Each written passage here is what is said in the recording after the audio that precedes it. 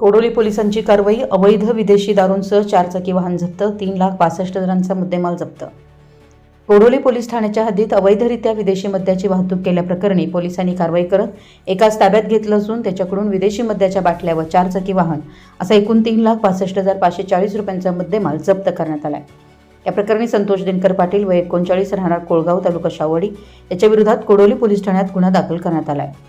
पोलिसांनी दिलेल्या माहितीनुसार दिनांक 17 जून 2026 रोजी सायंकाळी सुमारे 7 वाजण्याच्या सुमारास कोडोली ते बोरपाडळे रस्त्यावर दुसिये ओळ्याजवळ पांढऱ्या रंगाचे मारुती सुझुकी अल्टो क्रमांक MS16 DC 4773 या वाहनाची तपासणी केली असता त्यामध्ये विक्रीच्या उद्देशाने विनापरवाना विदेशी मद्याची वाहतूक केल्याचे आढळून आले।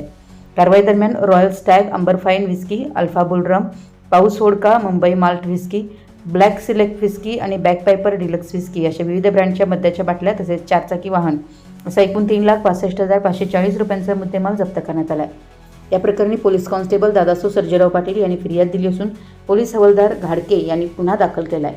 या प्रकरणाचा पुढील तपास कोडोली पोलिसांकडून सुरू आहे। आपल्या परिसरातील महत्त्वाच्या बातम्या पाहण्यासाठी आमच्या नवसंकेत न्यूज चॅनलला YouTubeवर सबस्क्राईब करा आणि बेल आयकॉन प्रेस करा।